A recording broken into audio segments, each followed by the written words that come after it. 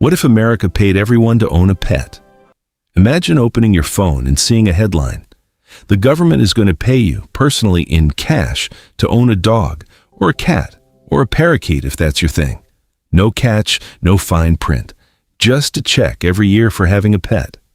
Sounds absurd. It's also not as far-fetched as it sounds, because in a very real sense, America is already almost paying for this problem, just from the other end.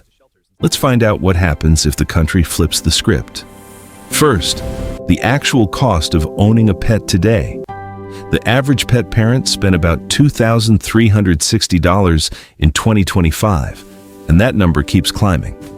Dog owners can pay anywhere from $1,390 to $5,295 a year, depending on size and health needs, and over a lifetime, that adds up to more than $34,000.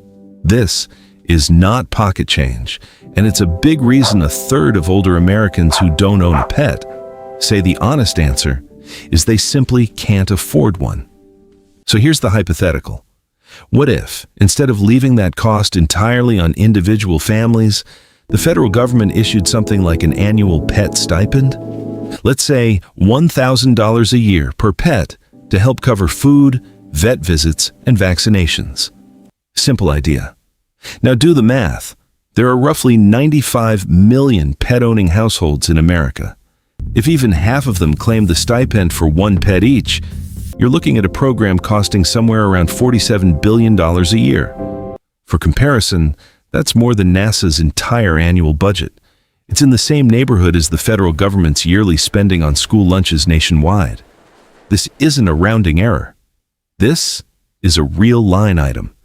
But here's the part that makes the idea less crazy than it first sounds. Some of that money might pay for itself. Right now, animal shelters across the country are drowning. In 2025 alone, nearly 6 million dogs and cats entered U.S. shelters, and despite years of progress, roughly 597,000 animals were still euthanized in city, many simply because there wasn't enough space or money to keep them longer. A huge share of surrenders happened for one boring, heartbreaking reason. People can't afford the vet bill, the food, or the pet deposit. A national subsidy wouldn't just help existing owners, it could stop pets from landing in shelters in the first place. Now here's the twist nobody expects. Pets might already be quietly saving the country money.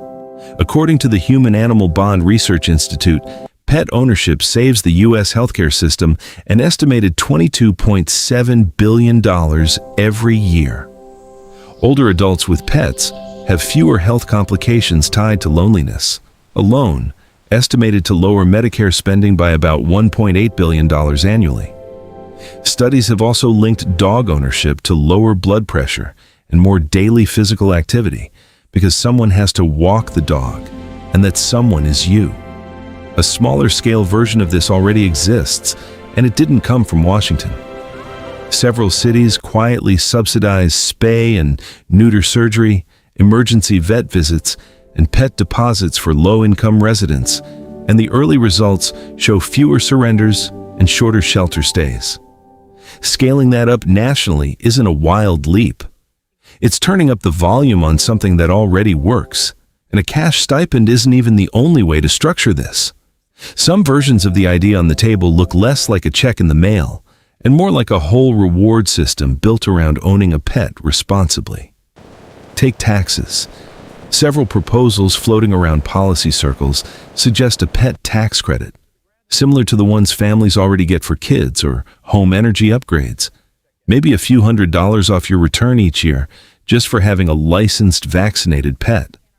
Some go further and suggest deducting vet bills entirely, the same way medical expenses can be deducted for humans. Then there's travel. Airlines and hotels already treat pet owners as a growing customer base worth competing for.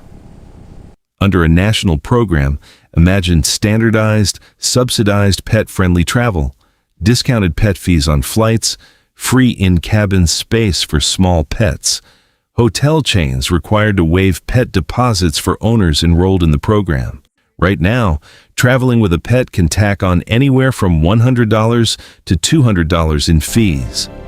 A national framework could wipe a lot of that out. And then there's the softer stuff, the kind that doesn't show up in a budget spreadsheet, but shows up in how people feel. Some cities already run responsible pet owner recognition programs, discounts at local businesses, reduced licensing fees, community awards for well-trained therapy and service animals. Scale that nationally, and owning a pet responsibly stops being just a private joy. It becomes something society actively celebrates, a little bit of civic pride stapled to a leash. So the pitch practically writes itself. Pay people to own pets, cut their taxes, make traveling with them cheaper, give them social recognition for doing it well. Watch shelter euthanasia drop.